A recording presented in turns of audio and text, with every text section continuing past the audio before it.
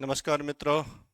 MVC classes Indira Nagar Barmer में आप सभी का हार्दिक स्वागत और अभिनंदन।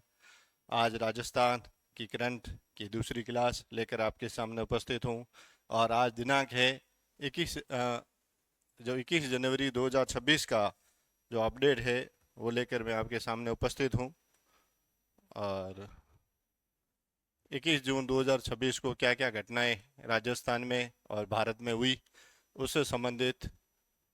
देखिए, राजस्थान में पहली बार इलेक्ट्रिक बसों की शुरुआत, इलेक्ट्रिक बस है उनकी शुरुआत हो रही है राजस्थान में। और वो कब से हो रही है?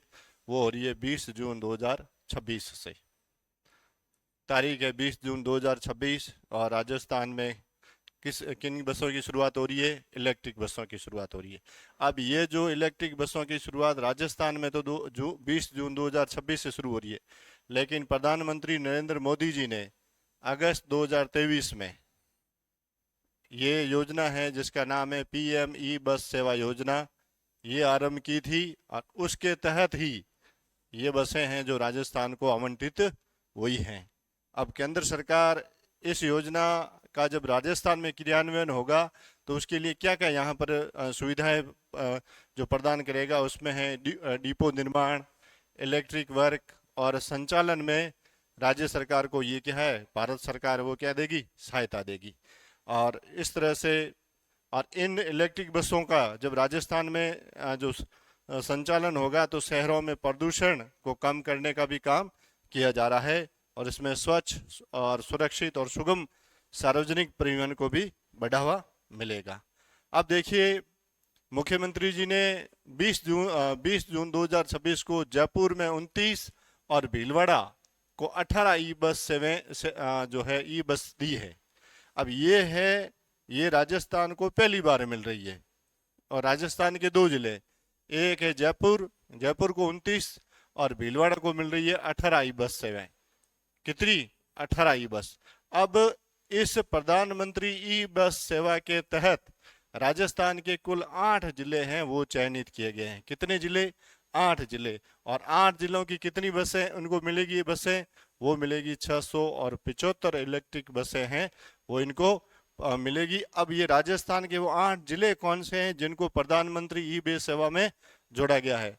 तो इसमें राजस्थान का पहला जिला जयपुर हो गया, इसमें भीलवाड़ा आपको दिख रहा है, उसके साथ में जोधपुर, उदयपुर, कोटा, बीकानेर, भीलवाड़ा, अलवर तथा अजमेर, ये सभी है 8 जिले प्रधानमंत्री ई बस सेवा के अंतर्गत इनको जोड़ा गया है, इनको कनेक्टेड किया गया है। अब इन 8 जिलों के लिए कुल कितने बसें? इन सभी के लिए हो गई वो 600 और 75 ई बस सेवाएं हैं, वो सेवा शुरुआत की जाएगी।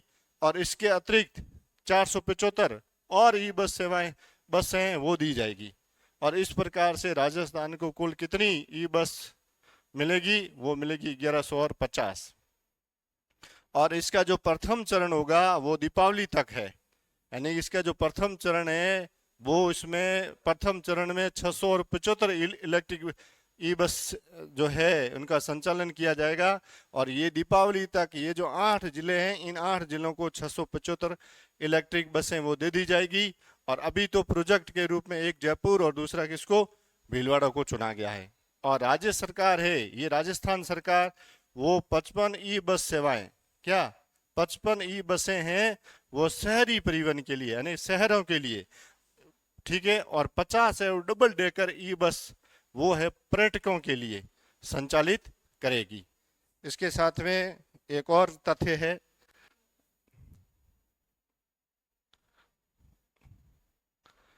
राजस्थान के राज्यपाल श्री हरिभाऊ बागड़े ने कोटपुतली बहरोड जिला, कौन सा जिला? कोटपुतली बहरोड जिले में पावटा उपखंड का एक गांव है जिसका नाम है सुजात नगर। इस सुजात नगर में नट समाज, कौन सा समाज? नट समाज उत्थान सेवा समिति द्वारा आयोजित कार्यक्रम है और उसमें उन्होंने एक श्री दादी रूपा सती, कैसी दादी रूपा सती है, उसके वार्षिक मेले में इन्होंने क्या लिया है? भाग लिया है। और इसमें और ये तथ्य विशेष रूप से इसलिए है कि वर्तमान में घुमंतु समुदाय से संबंधित आंदोलन वगैरह ज्यादा चल रहे हैं और नट समाज है वो भी इस घुमंतू समुदाय में आता है। और इस नट समाज का ये जो वार्षिक मेला है जो कभी कभी परीक्षा का हिस्सा बन सकता है, श्री दादी रूपा सती, तो आपको बताना है ये कोटपुतली बहरोड जिले का पावटा उपखंड और उसकी कौन सी तहसील, सुजात नगर, उसमें ये श्री दादी रूपा सती का वार्षिक मेला है वो भरता है। अब आगे चलते हैं नेक्स्ट की ओर। अपना टॉपिक है 2 नंबर और ये है ग्रामीण सेवा शिविर से संबंधित। तो ग्रामीण सेवा शिविर 2026 है वो आरंभ हो चुके हैं।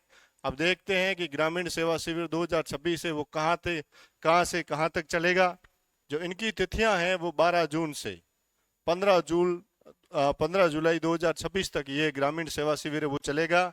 कब से कब तक, 12 जून से लेकर 15 जुलाई 2026 तक। और इस ग्रामीण जन शिविरों में विशेषताएं क्या क्या है, इसमें एक तो ये है कि जो महात्मा गांधी नरेगा योजना है उसको अब VBG राम जी योजना की शिफ्टिंग है, उसके संबंध में जो जानकारी है वो भी इन शिविरों में दी जाएगी।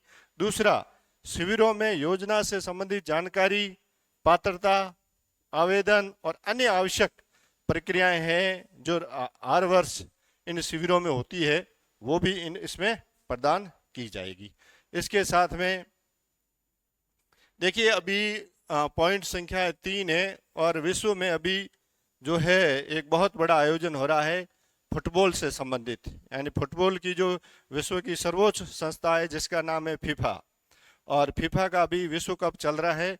और इस कारण से राजस्थान का एक गांव जो विशेष रूप से अभी चर्चा में है और वो गांव है राजस्थान के सिरोही जिले का उडवारिया गांव। कौन सा गांव है, उडवारिया गांव। इस गांव को राजस्थान का मिनी ब्राजील, क्या राजस्थान का मिनी ब्राजील है वो कहा जाता है। देखिए ब्राजील एक ऐसा देश है जहां से विश्व के प्रसिद्ध फुटबॉलर जैसे रोनाल्डो वगैरह ऐसे बहुत सारी वहाँ फुटबॉल की बड़ी बड़ी हस्तियां वहां से निकली है।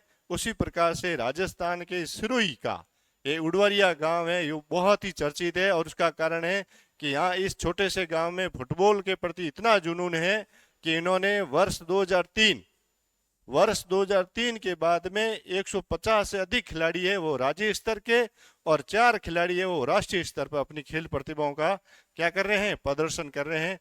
तो आपकी जानकारी के लिए ये है कि राजस्थान का मिनी ब्राजील किसे कहा जाता है, तो वो सिरोही का उडवारिया गांव है। और किस कारण से, तो वो फुटबॉल के खेल के कारण कहा जाता है।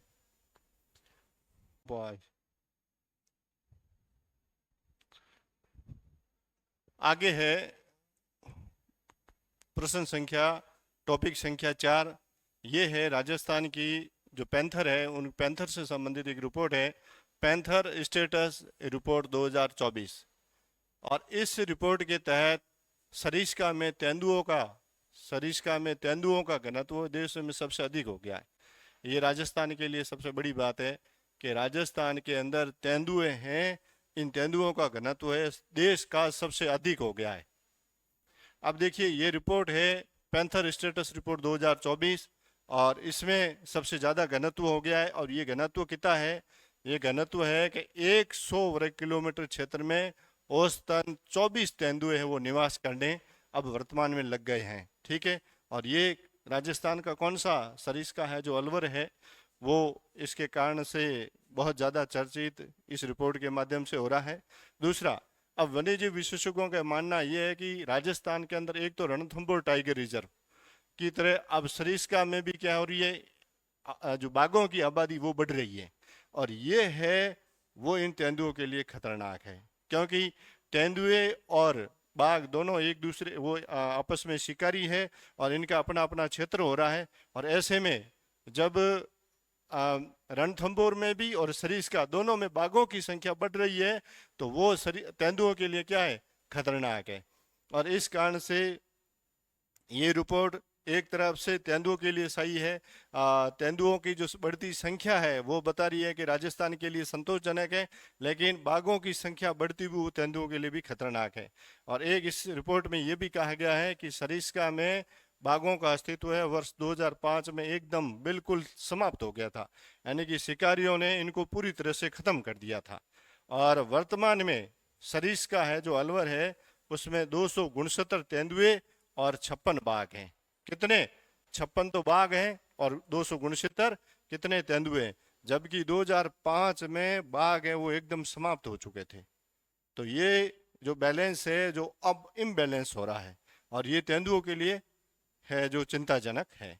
उसके बाद में राजस्थान से संबंधित एक और घटना कि अमेरिका में रहने वाले एक भारतीय मूल के, यानी कि राजस्थान का जो सांबर, जो जयपुर में जो शाकंभरी है, सांबर जो क्षेत्र है, यहाँ के एक सैद्धांतिक भौतिक विज्ञानी हैं जिनका नाम है प्रोफेसर जैनेन्द्र के जैन।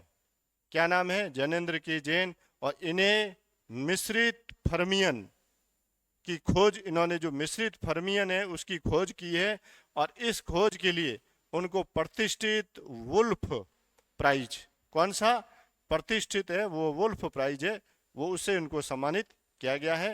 ये वर्तमान में रह रहे हैं अमेरिका में, और राजस्थान में इनका संबंध रहा है, कहाँ से? सांबर से रहा है।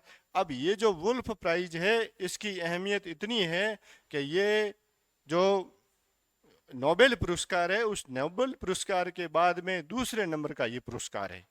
और इसमें और एक इस पुरस्कार से संबंधी विशेष बात यह है कि अब तक भौतिकी में कुल है वुल्फ प्राइज पाने वाले हैं वो 27 है, 27 वैज्ञानिक हैं, और यही आगे चलकर सभी 27 वैज्ञानिकों को क्या मिला है? नोबेल पुरस्कार मिला है। तो इस कारण से ये राजस्थान और भारत और अमेरिका तीनों के लिए बहुत बड़ी बात आने वाले समय में हो सकती है कि प्रोफेसर जैनेन्द्र के जैन हैं वो आगे नोबेल पुरस्कार से भी क्या होंगे? सम्मानित होंगे।